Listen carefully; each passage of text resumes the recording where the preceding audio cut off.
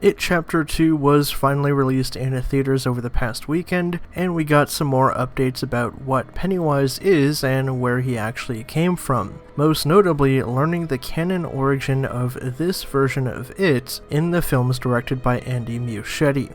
The new origin for the movie version was revealed in Chapter 2 when Mike drugs Bill to induce a vision that he also saw from a Native American tribe. Originally, this vision was seen by Mike after he ingested part of the Maturin root, which is a callback to the cosmic turtle from Stephen King's novel, that told Bill about the true origins of it. Basically, when Bill and Mike had these visions, they see it landing from the macroverse to our universe and Earth. The Native Americans perceive it to be a hawk-like creature, and this monstrous transformation later becomes a Wendigo-looking creature which terrorized and killed multiple residents living on the land that ultimately becomes Derry. In a very interesting deleted scene from It Chapter 1, which was scripted, there was a scene set in the 1600s featuring it before the Pennywise form was taken on. Instead, it was in a form described as naked, lithe, flush-pale, and translucent, a half-formed imitation of a human. He threatens a settler named Abigail, telling her that if she doesn't give up her young child, he'll consume her entire family and their souls and the entire village.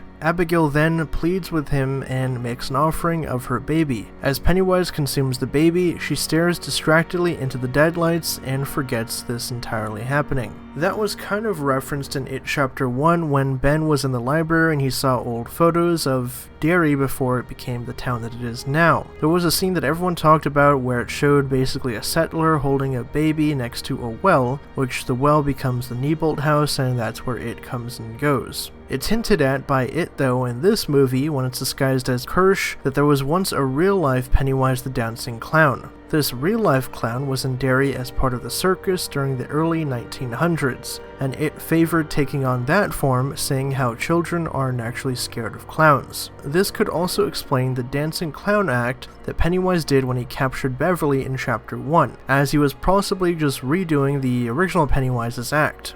So, what are your guys' thoughts on this? How do you feel about the way that they handled Pennywise's origins in It Chapter 2, and the notion that there was once a real-life Pennywise the Dancing Clown that happened during the early 1900s, and that's where it got its inspiration to take on the form of a clown? For all things Stephen King in pop culture, be sure to subscribe to HN Entertainment.